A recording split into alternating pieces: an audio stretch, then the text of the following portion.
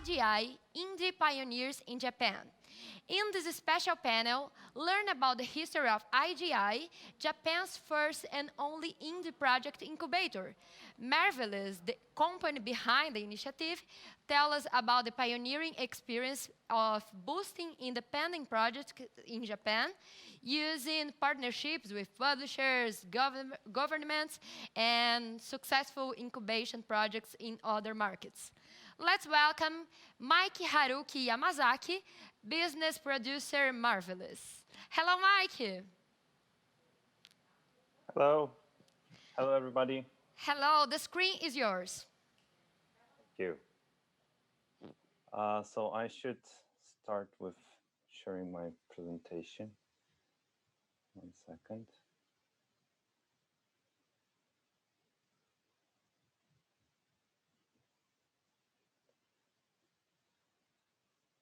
Okay. So I just wanted to say that the project is called iGi, and iGi means meaningful or significant in Japanese. So yeah, as I was introduced, I'm Mike. I work in Marvelous, which is a multi-entertainment company, Marvelous in Japan. And I'd like to tell you about our program and how we could work together.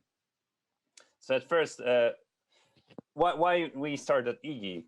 So in general, like Japanese indie game scene seems to be regarded as pretty small because of lack of presence in the international markets. And in regards to Tokyo Game Show, there were about 30 companies exhibiting at the biggest game show in Japan all across those years. And this number hasn't changed significantly. However, one of the biggest publishers in terms of publishing house, called Ansha, announced a project to support up to 100K US in project funding for creators, and they received more than 1,300 applications. So that shows you that the indie game scene is not small. However, there is an issue with indie game scene in Japan, which is that it is very much fragmented. So the green part, indie games, is what is very similar to what exists in the Western parts. Like these are people that release games on Steam, are very much business oriented, and want to make things that will, let's say, succeed commercially. At the same time, there's this group called Dojin Games. So these are the oldest group with the biggest heritage, I would say, and legacy. They derive from a comic market, and they focus much more on their peers and community rather than monetary benefits. So they want to make something that their community would be happy with. At the same time, you have also guys making mobile apps that are very much, let's say, designed towards the market trends so that they can actually succeed financially. And you also have like free games creators that also do it just for a hobby, and they use the RPG Maker to make the games. So according to our specialist, Ichijo-san, I'll tell you more about him later, there are as many as like 10,000 creators in Japan. However, they are very much disconnected from the international gaming community. I don't know if you heard about Sakuna. This is a game created by Edelweiss, a two-man team in Japan. They created the game across 5 years, and the game already sold more than 800,000 copies globally. So this is the success of an indie game scene unseen before. In terms of other Japanese indie games, we have like Fight Crab, which is like an esport indie title where you fight as a crabs, and titles like Nausea and Fermata that are also coming, one of the upcoming titles. So um, the Japanese indie scene starts to get recognition not only locally but also internationally. These are some of the issues that I believe many indie creators face, which is insufficient support by government. In Japan, even some representatives would ask what indie games are. So yeah, just government is not really recognizing games as an important part to support. Also, in Japan is that 99% of the projects are self-financed. So there is not a really cultural, let's say, aspect of borrowing money from somebody else or being invested into create indie project. There is also culturally very big gap between indie game publishers, indie game creators and big publishers. So they haven't never been like a close communication between indie creators and the big publishers in Japan historically. So yeah, so these all issues led us to create iGi, the first game incubator. So the program will start in June 2021, just in 6 weeks about, yeah. And we based the project on the program on Game BCN, which is the incubator in Spain, financed by municipality of Barcelona and state of Catalonia. And our mission is to create open, transparent, and sustainable ecosystem for indie creators, first from Japan and then scale it globally. So we just want to create a scheme and system to support Japanese indies and indie creators. Also find a good talent and support it with multiple ways like business, production, marketing. And also we'd like to set a benchmark of selling at least 100,000 titles units per batch. So general scheme is that Marvelous, my company, is leading the project and provides the strategic advice. We support it financially, 100%, and do the marketing support.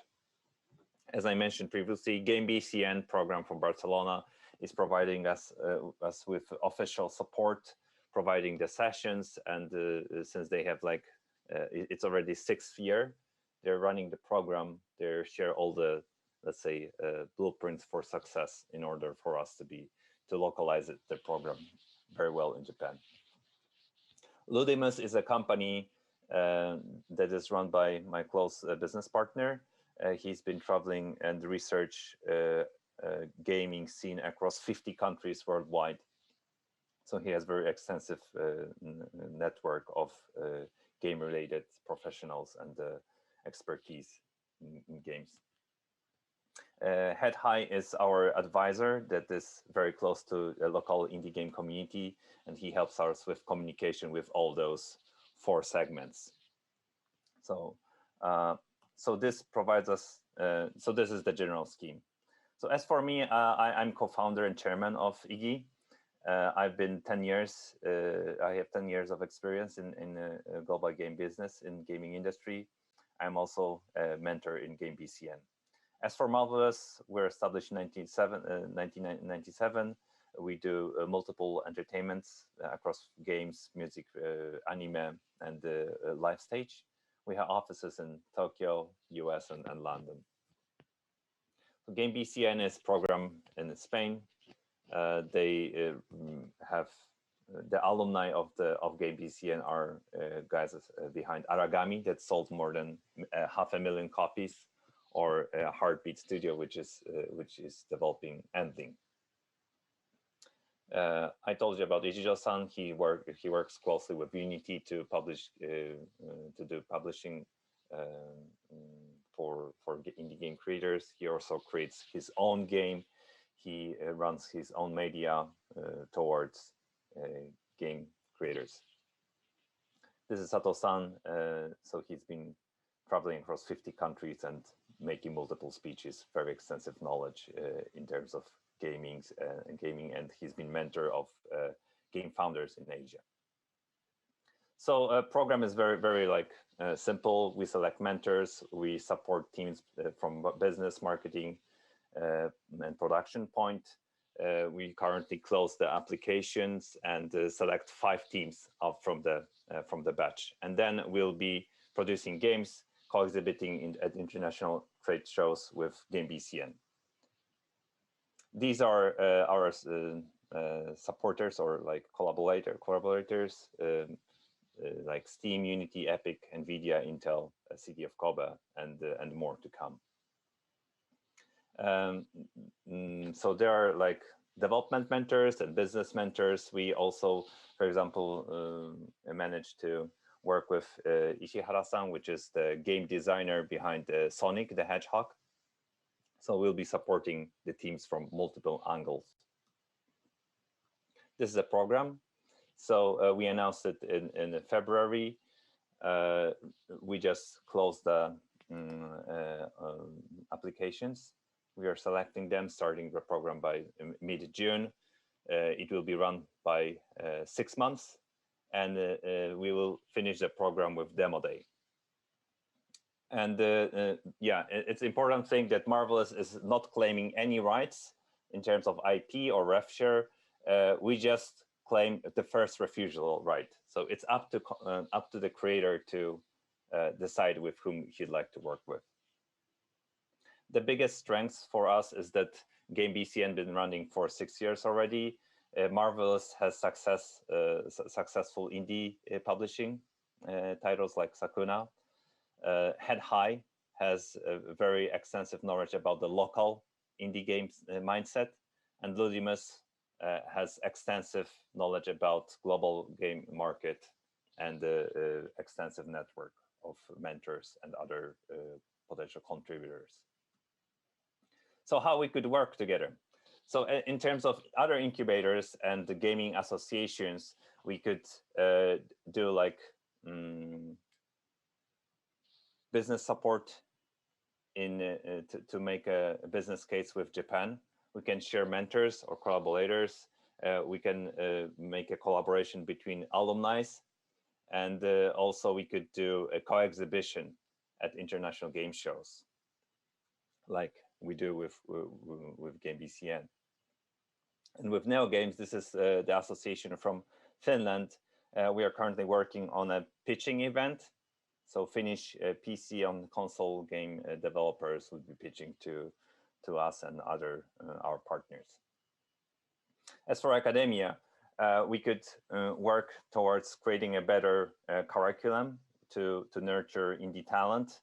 We can work on developing the talent after graduation from the course or school, and also we could do the international talent exchange. For investors, we can help you with matchmaking with reliable indie game developers. We can bridge the gap, communication gap between creators and investors. And also we can do the due diligence based on our extensive gaming experience to evaluate the project or the team. For publishers, we can we can invite you to participate in our demo day, where teams would be pitching to you. We can exchange information about what are the reliable developers who work with. And also we could do the co-publishing, speaking regions, genre, or platforms. As for developers, we'd like to help them with matching with reliable publishers and investors. And also we could serve as a hub to link you with Japan. Would that be Japanese market or Japanese creators? So all that combined, we are building the ecosystem for to serve the indie game developers to make the open, transparent, and sustainable ecosystem, so that they can mostly focus on creating the game instead of worrying about other like destructive elements, so to speak. So yeah, we'll be working towards connecting Japanese indies with the global game market, and it'll be great to work with you somehow. Thank you very much. I'm now open for the questions.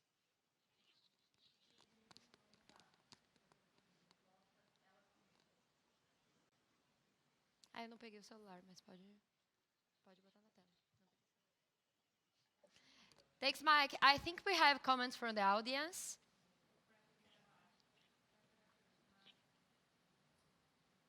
I'm waiting for the question.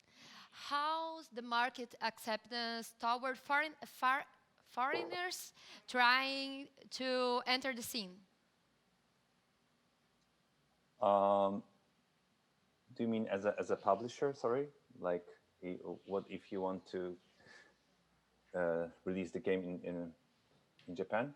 Like Japan is very receptive, especially if the game is successful already in the West and has some sort of let's say recognition and interest. So yeah, I think that the biggest issue is about localization. If you make it right, I think you can gain the love from Japanese fans, definitely. Perfect. There's one more. In the Japanese gaming industry, there is some good communication between the big studios and the indie ones.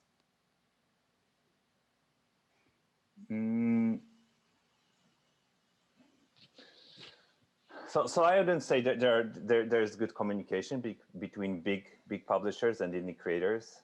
I would say that Marvelous is the first to actually start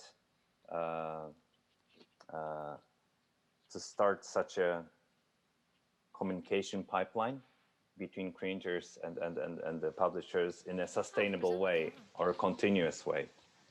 So there's been cases of big platforms or publishers trying to make a link with indie creators, but it hasn't been like long lasting. Perfect.